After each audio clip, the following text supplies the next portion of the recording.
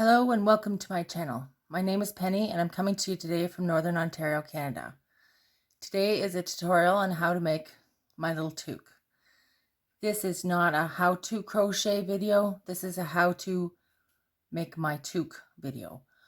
I will walk through some of the steps slow, so if you are a beginner with a little bit of skill, you can definitely make these. These little toques, every Christmas I make about 25 of them. I put a string on them and attach them to presents. Pop them on the top of a wine bottle. Makes a cute presentation. You can sew a lapel pin or a safety pin to the back of it and make it a lapel pin. A couple years ago I made 100 of them for lapel pins and sold them at a craft sale for $1 a piece. They left the table like hotcakes, and they were 100% profit because it comes out of your scraps. You need about 10 yards of yarn. If you make it all in one color, 10 meters would cover the entire thing, including the pom-pom. If you're making it two-tone like I have here, these are just scraps. I'm sorry, there's dog sounds in the back. This is a pet-friendly house, and we have 2 animals, and they tend to walk around, and they're always interested in when Mom's talking to herself at the table. So, let's get right to it. This is a worsted weight yarn project. I'm using a size 3mm hook. It is smaller than yarn calls for. However, we're trying to make our hats as small as possible. But you do have to know that if you're a tight crocheter, use a 4. It's not going to make that terrible much difference in the size of the hat. You can always, tighten it up with a thread in the inside of the hat or something if you have to. You're going to need scissors and a darning needle. So, let's get right to it. This is how I do my magic circle. There's lots of ways to do them. I hold it over my fingers, pinch it, wrap it around my fingers twice, crossing over, causing an X. I take my hook facing down, go under the first one, over the second one, pull up a loop, twist it around, hold it with my index finger, yarn over, chain 1, causing it to lock. Let go so that I have 2 strings on one side and 1 string on the other. Hopefully I'm staying in frame. To watch through the camera is too difficult. So this is about take 50. Okay, moving on. This is how you do. Row 1 is 8 single crochets in the magic loop. So you go into your magic loop, yarn over, pull up a loop, 2 loops on your hook, yarn over, pull through 2. You go into your ring, pull up a loop, 2 loops on the hook, yarn over, pull through 2. That's how you make a single crochet.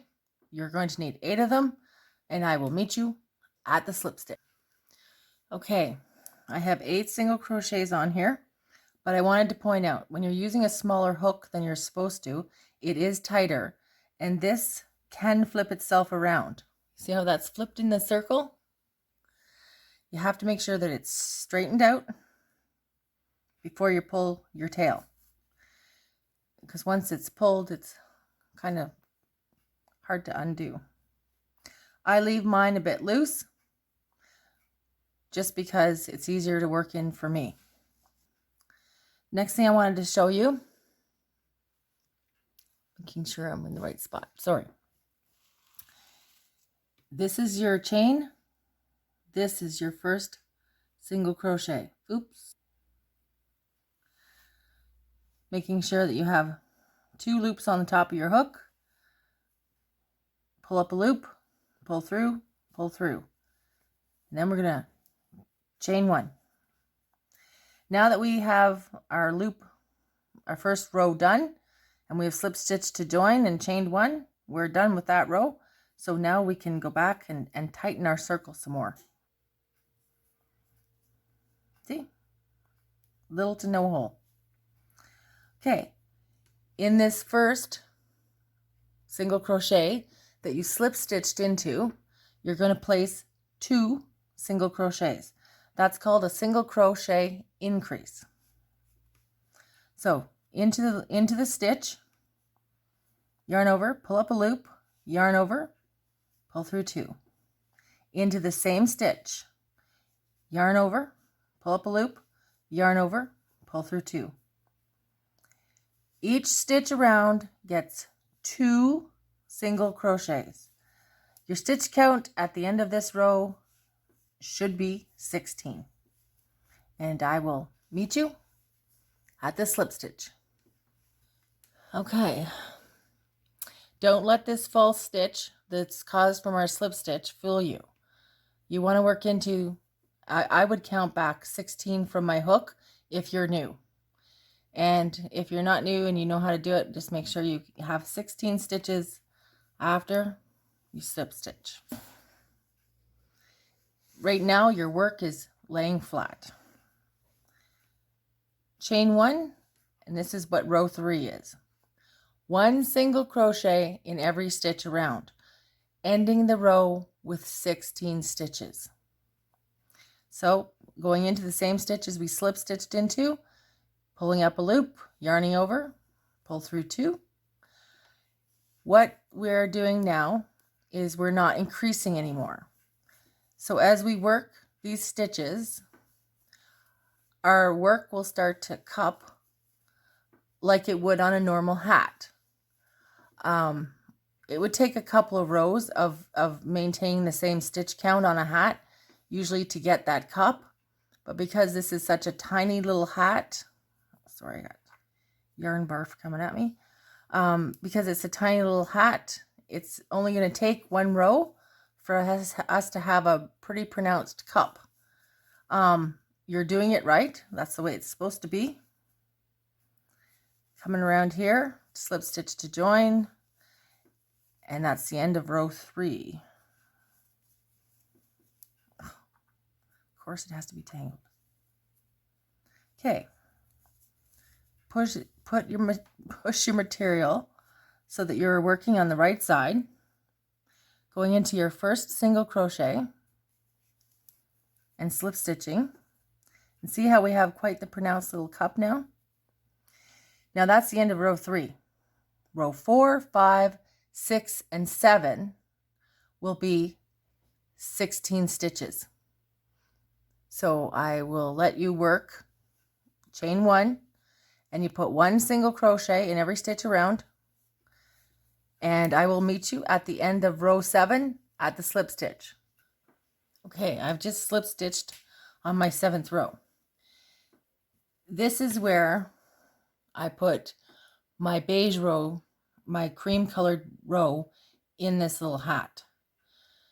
I'm going to do row 8 in the same color as I've been using for my benefit. So row 8 is also 1 single crochet in every stitch of the round, all the way around, and a slip stitch to join. And I'll meet you back here for row 9 because we're going to change things up. Okay, so we're here at the end of row 9. Slip stitch 2 over the hook. It's important that you have those 2 little pieces of the stitch over the hook, because then you're getting the whole stitch and it makes a cleaner finish at the end. This time we're going to chain 2. This is where it gets a little trickier. Front post, back post, double crochets, working off of single crochets. It's easier to work off of a double crochet, but working off a single crochet is just as easy. You just need to know where to put your hook. Okay. Because we're making a double crochet is why we chain 2. We're going to go in beside the first stitch, in behind it, and out the front. Oops, sorry. Let's try that again. Yarn over. Go in beside the first stitch and around the back of it and out between the first and second stitch. Yarn over and pull up a loop. You should have 3 loops on your hook. Yarn over, pull through 2, yarn over, pull through 2. This is what's going to give us this little decorative edge that looks kind of like ribbing. Yarn over. This time we're going to do a back loop. So we go behind, in from the back, out through the front, around the front of the stitch, and back into the back. And we pull up a loop. We yarn over, pull through 2, yarn over, pull through 2. I'm going to show you that one more time. Yarn over, go in between the last stitch and the next stitch, which in this case it's stitch 2 and 3. Go in behind, go back out the front, yarn over, pull up a loop, yarn over, pull through 2, yarn over, pull through 2. Okay. Yarn over the hook, coming from the back, out to the front, over the front of the stitch, and back out to the inside. You're inside your hat now. Pull up a loop, pull through 2, and pull through 2. Okay, so we're going to do a front post, double crochet, and a back post, double crochet, all around around 16 stitches. At the end of this count, you should still only have 16 stitches. I will meet you after you have done your 16th stitch, which will be a back post double crochet.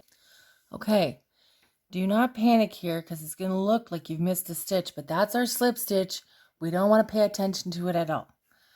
So back post, so we are going to slip stitch into the top of this front post. Slip stitch, pull up a loop, pull through, cut your yarn off, yarn over, fasten off. And you have made a little toque, beanie, whatever you want to call it. Now I turn it inside out. Pull, because you're going to get a couple more, but don't pull too hard. You can snap the yarn. And thread our needle. I guess it's yarn our needle actually.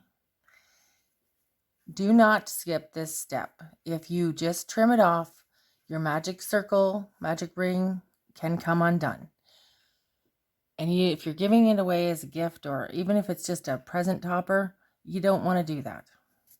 So this is not a child's hat that's going to get a lot of wear, but I always do 3 ways.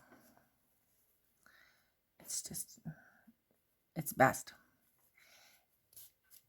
If you are putting on a pom-pom, I would leave that there to attach it.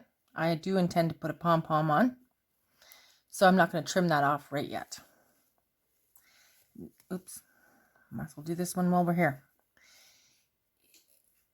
I made about 100 of these a couple years ago, and I got, well, that's good enough. I worked over my tail. I yarned a needle and just put it through one way. That's good enough. We're not wearing these hats. But then when I was putting the pins on, sewing my pins on, I had one come apart in my hand, and then I was paranoid about the rest of them. So I went through them all, and I found 5 out of 100 that could be reasonably easily pulled apart. After you sew it the 3rd time, sewing it 3 ways to sew in your tail. You don't want your tail ever coming off. You don't want your tail coming out and developing a hole. That would be tragic in my opinion. Okay, there's our little hat. Now, I'm sure you know how to make a pom-pom, but because we're doing this, we might as well do it all. I take, first I need a piece about a foot long. Then I take over these 3 fingers, I wrap it around. For myself, it's about 25 times. Yeah, one for good luck. Okay. I take my 3 fingers, I pull out my middle finger so that I have a gape, a hole there that I can work with. I take, thread my loop through my fingers like that, pull it through and around. Try to level up these ends a bit.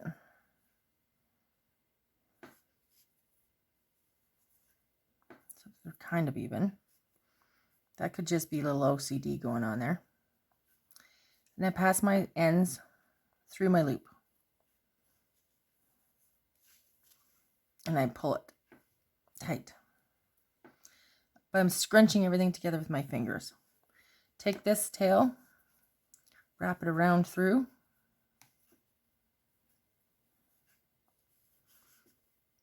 Pull it again tight. Get it off your fingers before you lose the circulation. I don't notice that you could actually, but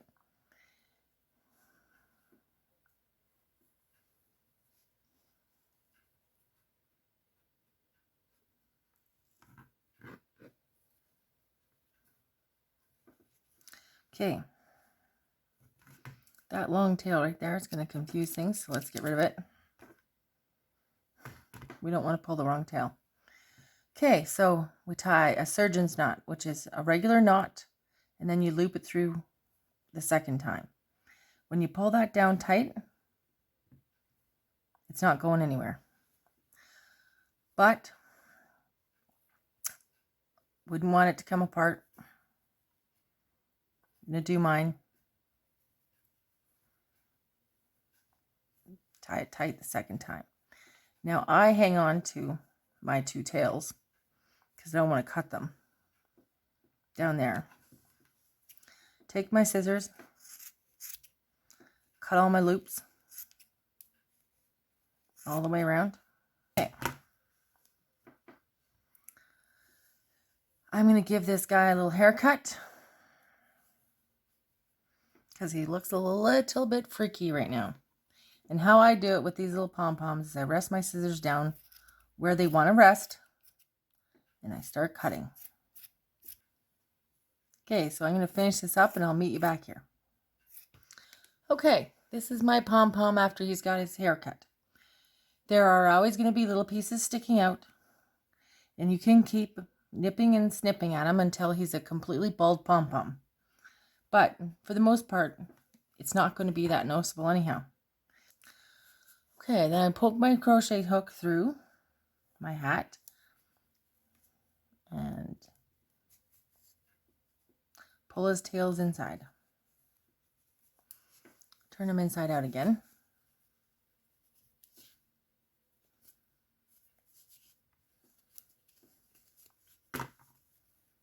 Give him a kind of a tight pull because we want him to take this, do another surgeon's knot, which is wrap it around twice. And then just to be secure, using just one this time because it does hold a tighter knot. Oops. Pull it tight.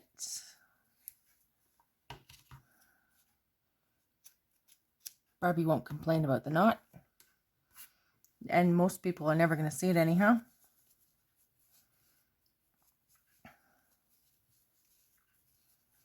Okay. Now, if you find any really big, horrible pieces sticking out, you can trim them. But the best way to make a pom-pom is to know when to stop. And when it's still a little rough looking, it's okay. Looks fine. So, there we have my first tutorial. If you liked this video or found it useful in some way, please hit the thumbs up. And if this is your first time visiting, feel free to subscribe, as I hopefully will be doing a ton more tutorials like this, as I have a scrap pile like you would not believe. So hopefully you make a little toque, put it on a wine bottle, hang it on your tree. But if you get a chance, make sure you play with a little bit of yarn.